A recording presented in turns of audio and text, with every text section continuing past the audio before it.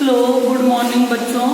Class 11 जैसा कि first paper में आपको चैप्टर 3 हम पढ़ा रहे थे परमाणु संरचना प्रारंभिक, जिसमें कल की क्लास में मैंने पढ़ाया था रदरफोर्ड का परमाणु मॉडल, है ना।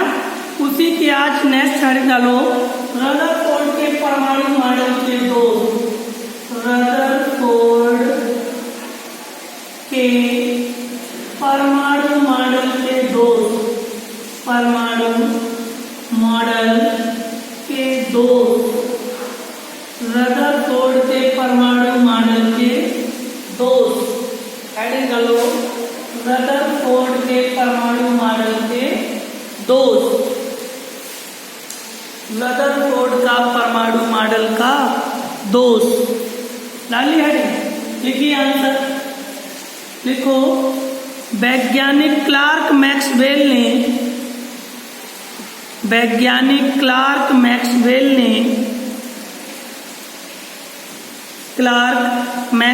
ने एक गतिशील विद्युत आवेशित कण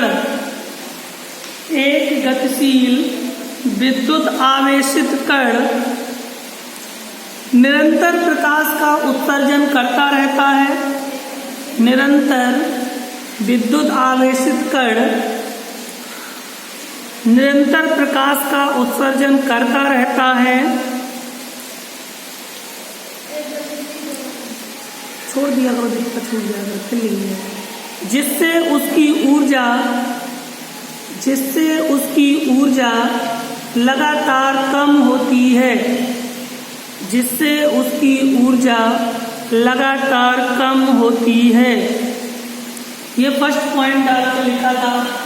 सेकेंड पॉइंट लिखो, फिर से फर्स्ट पॉइंट सुन लो जिसका छूट गया है।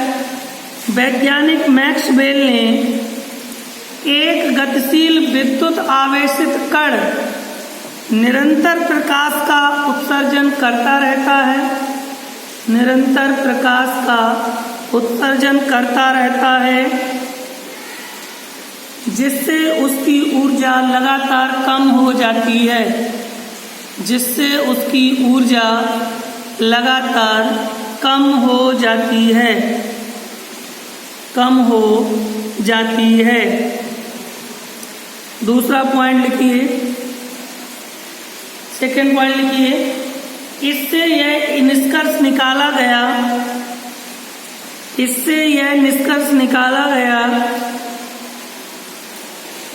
कि नाभिक की परिक्रमा करता हुआ इलेक्ट्रॉन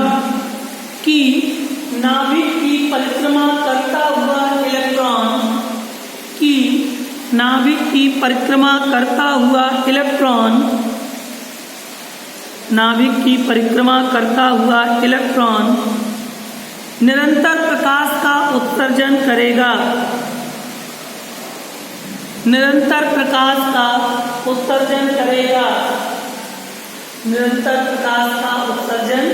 करेगा, जिससे उसकी ऊर्जा कम होती चली जाती है। निरंतर प्रकाश का उत्सर्जन करेगा, जिससे उसकी ऊर्जा कम होती चली जाती है, जिससे उसकी ऊर्जा कम होती चली जाती है, कम होती चली जाती है। इसके फलस्वरूप इलेक्ट्रॉन कक्षा की त्रिज्या लगातार कम होती रहेगी, लगातार कम होती रहेगी, कम होती रहेगी। क्या पॉइंट हो गए? 3 2। हाँ, तीसरा पॉइंट लिखिए। तीसरे पॉइंट में लिखिएगा, यदि नाभिक का परिक्रमा करता हुआ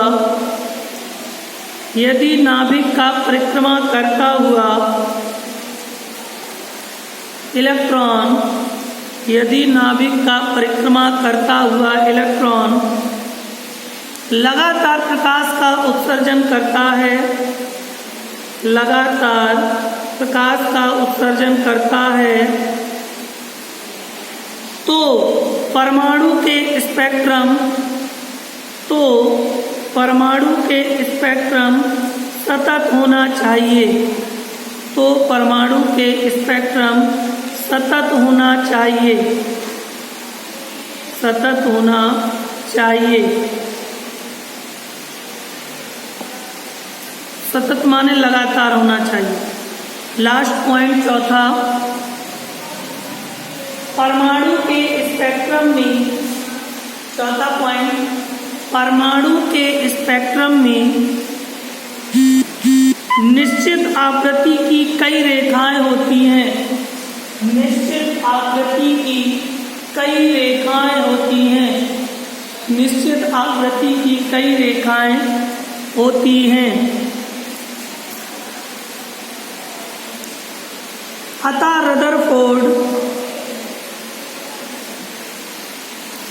रदरफोर्ड परमाणुओं के रैखिक स्पेक्ट्रम की, अतः रदरफोर्ड परमाणुओं के रैखिक स्पेक्ट्रम की, परमाणुओं के रैखिक स्पेक्ट्रम की व्याख्या करने में असफल रहा, व्याख्या करने में असफल रहा, व्याख्या करने में असफल रहा,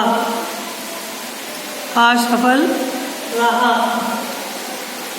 देख लो जरा किस प्रकार इलेक्ट्रॉन, यहाँ समझ लो बेटा, रदरफोर्ड परमाणु मॉडल मतलब असफल रहा। उसकी वजह ये है, जैसे सोडियम मान लो हमने लेवल लिया, क्लासिफिकेशन इसका 281 हुआ, 10 तो पढ़ा हुआ इलेक्ट्रॉनिक 11 के 2 8 ये के एल है, ये एम है, के एल एम। अब हमें मालूम है कि 3 कक्षाएं हैं, 1 2 3, ठीक है। ये देखो के एल एम, के एल एम। इसके अंदर एक नाभिक होता है जिसमें न्यूट्रॉन प्रोटॉन उपस्थित रहते हैं। न्यूट्रॉन प्रोटॉन क्या रहते हैं? उपस्थित रहते हैं। कैसे? आपको पता है सोडियम, इसका परमाणु क्रमांक Z कितना बेटा? कल बताया परमाणु भार कितना होगा सोडियम का? सबसे पहले दिन जब हमने जब इसकी शुरू की होगी तब लिखवाए थे 1 से 30 तक परमाणु क्रमांक परमाणु। अब तक याद नहीं करेंगे। 1 का परमाणु भार इसका 23 होता सोडियम का, Z11। जब Z11 तो आपको क्या मालूम? P11। एन निकालना है तो A बराबर P प्लस एन। ए हमारा 23 है, P11 है, एन पता नहीं। 23 माइनस 11 बराबर एन। एन कितने आ रहे न्यूट्रॉन? 12। न्यूट्रॉन 12 होगा, प्रोटॉन 11। मतलब नाभिक के अंदर 12 न्यूट्रॉन और 11 प्रोटॉन उपस्थित है। अब हमें के में कितने इलेक्ट्रॉन है? 2 इलेक्ट्रॉन नाभिक के चारों ओर वृत्ताकार कक्षाओं में चक्कर लगाते हैं। वो कैसे भी आगे लिखोगे? के में 2 इलेक्ट्रॉन है, 1 2। मैंने बताया कि इलेक्ट्रॉन ऋण आवेश से पर होता है। ऐसा होता है, इलेक्ट्रॉन पॉजिटिव नहीं होता है, इलेक्ट्रॉन का हमेशा माइनस। एल में 8, 1 2 3 4 5 6 7 8 और एम में 1। ठीक, मैंने कहा जिस प्रकार वृत्ताकार कक्षाएं बढ़ती चली जाती हैं, जब आकार बढ़ेगा बेटा तो उसमें ऊर्जा ज्यादा लगेगी नहीं लगेगी? जब ऊर्जा ज्यादा खर्च होगी तो उसने क्या कहा, उसके ऊर्जा का क्षय होना शुरू हो जाता है। मान लीजिए एक सीधा सा उदाहरण है, आप 500 मीटर केवल दौड़ पाते हैं, तो आपसे कहा 1000 मीटर दौड़ना है, तो जो 500 मीटर दौड़ने में एनर्जी खर्च होगी, क्या 1000 में उतनी एनर्जी खर्च होगी? आप ज्यादा दौड़ना पड़ेगा तो और ज्यादा एनर्जी वेस्ट नहीं हो जाएगी, खर्च होगी। उसी प्रकार जब इलेक्ट्रॉन ज्यादा वृत्ताकार कक्षाओं में चक्कर लगाए उसका आकार बढ़ेगा, जब बढ़ेगा ना तो उसकी ऊर्जा क्षय होगी। इसीलिए उसको कहा गया है कि रदरफोर्ड का ये परमाणु मॉडल असफल रहा, क्योंकि वो इसमें ऊर्जा को क्षय होने से बचा नहीं पाए। नोट कर लिया हो, समझ गए हो? तो अगली हेडिंग है बोर का परमाणु मॉडल। कहीं भी लिख के आ जाता नील बोर या केवल बोर लिख के आ गया, समझ जाना। बोर का परमाणु मॉडल हमने पूरा नील बोर का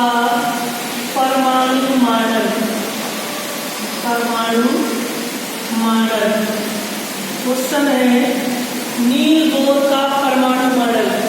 याद रखना, कभी कभी पेपर में आया था बोर का परमाणु मॉडल, तो बेटा बोर आ जाए और नील आ जाए।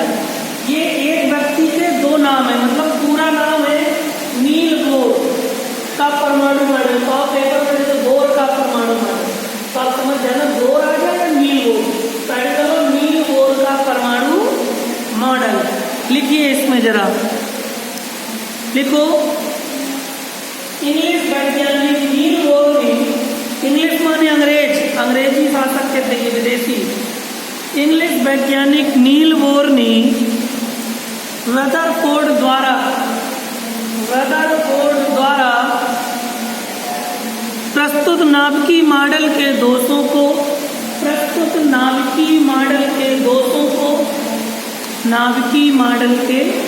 दोषों को प्लांक के क्वांटम सिद्धांत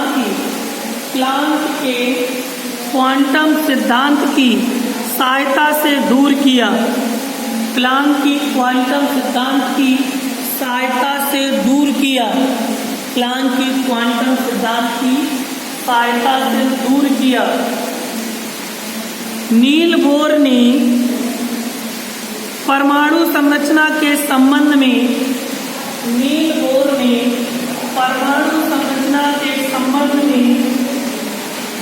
निम्नलिखित अभिकल्पनाएं प्रस्तुत की। नील बोर ने परमाणु संरचना के संबंध में निम्नलिखित अभिकल्पनाएं प्रस्तुत की। लिखो पहला नंबर अभिकल्पनाएं।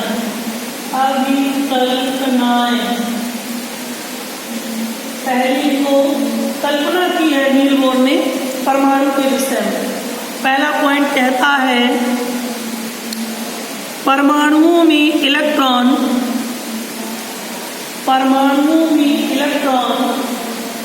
नाभिक के चारों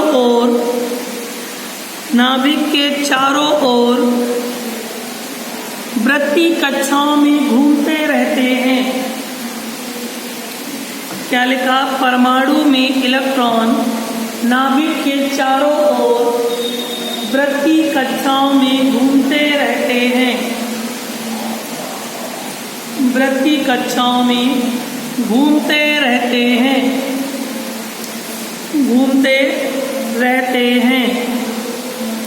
पहले समझ लो फिर बाद में लिखवाएंगे। किस प्रकार से? मान लो हमने कोई एलिमेंट क्लोरीन ले लिया, उसका परमाणु क्रमांक कितना होता है? 17 होता है। इसका परमाणु भार कितना होता है? 35। हमेशा भार ऊपर होता है क्रमांक नीचे। अब हमेशा परमाणु क्रमांक Z 17 किसका क्लासिफिकेशन करना है? क्या होगा बेटा? 17 का 2 8 7 होगा। ये K हो गया, ये L हो गया, ये M हो गया, और भी आगे K L M N हो सकता है। तो हमें कितनी वृत्ताकार कक्षाएं बनानी पड़ेगी? 1 2 3। दिख रहा है? ये हमारा K है, ये L है, ये M है। K में हमारे कितने इलेक्ट्रॉन बेटा? इधर K में कितने इलेक्ट्रॉन? 1 2। यही तो मैंने लिखा है इलेक्ट्रॉन के बाईं ओर, परमाणु के बाईं ओर नाभिक के चारों इलेक्ट्रॉन घूमते रहते हैं वृत्ताकार कक्षाओं। देखो इलेक्ट्रॉन घूम रहे हैं। L में 8 1 2 3 4 5 6 7 8। क्लियर? M में 7 1 2 3 4 5 6 7 घूम रहे बेटा 7 इलेक्ट्रॉन। अब नाभिक के अंदर न्यूट्रॉन प्रोटॉन जरूर पाए जाते हैं। आता निकालना। जब तुम्हें पता है कि Z हमारा बेटा 17 है, तो P कितना हो जाएगा? 17 प्रोटॉन हो जाएंगे। न्यूट्रॉन की बात करें तो K बराबर P+ है। K कितना है? K हमेशा ऊपर होता, बाहर 35। प्रोटॉन हमारे 17 + N। 35 - 17 बराबर N। 35 से 17 चले गए, N कितने बचे बेटा? 18 न्यूट्रॉन। तो तो नाभिक में कितने हो गए? 18 न्यूट्रॉन। अब पहला पॉइंट फिर से समझ लो, मैंने बोला था परमाणु में इलेक्ट्रॉन नाभिक के चारों ओर वृत्तीय कक्षाओं में घूमते रहते। देखो ये हमारा नाभिक है, न्यूक्लियस, न्यूट्रॉन प्रोटॉन, इसके चारों ओर इलेक्ट्रॉन चक्कर लगा रहे हैं कि नहीं लगा रहे हैं? इस प्रकार पहला पॉइंट समझ में आ गया। अब सारे पॉइंट में समझ में आया इसी से। दूसरा पॉइंट लिखिए, अभी लिखा हूं, दूसरा नंबर लिखिए, परमाणु नाभिक के चारों ओर, परमाणु नाभिक के चारों ओर अनेक वृत्तीय कक्षाएं संभव हैं। अनेक वृत्तीय कक्षाएं संभव हैं। अनेक वृत्तीय कक्षाएं संभव हैं, किंतु इलेक्ट्रॉन इन सभी संभव कक्षाओं में नहीं घूमते हैं। किंतु इलेक्ट्रॉन इन सभी संभव कक्षाओं में नहीं घूमते हैं। इन सभी संभव कक्षाओं में नहीं घूमते हैं, नहीं घूमते हैं। इलेक्ट्रॉन केवल निश्चित कक्षाओं में, इलेक्ट्रॉन केवल निश्चित कक्षाओं में, इलेक्ट्रॉन केवल निश्चित कक्षाओं में बिना ऊर्जा के उत्सर्जन किए, बिना ऊर्जा का उत्सर्जन किए घूमते हैं। बिना ऊर्जा का उत्सर्जन किए घूमते हैं। बिना ऊर्जा का उत्सर्जन किए घूमते हैं। बिना ऊर्जा का उत्सर्जन किए घूमते हैं। देखा, बिना ऊर्जा का उत्सर्जन किए घूमते हैं। तीसरा नंबर लिखिए, इलेक्ट्रॉन केवल उन्हीं कक्षाओं में घूमते हैं। इलेक्ट्रॉन केवल उन्हीं कक्षाओं में घूमते हैं। इलेक्ट्रॉन केवल उन्हीं कक्षाओं में घूमते हैं जिनमें उनका कोणीय संवेग, जिनमें उनका कोणीय संवेग h/2π में लिखा है, h/2π का पूर्ण गुणित होता है। h/2π का पूर्ण गुणित होता है। इलेक्ट्रॉन केवल उन्हीं कक्षाओं में घूमते हैं जिनमें उनका कोणीय संवेग h/2π का पूर्ण गुणित होते हैं। पूर्ण गुणित होते हैं। पूर्ण गुणित होते हैं।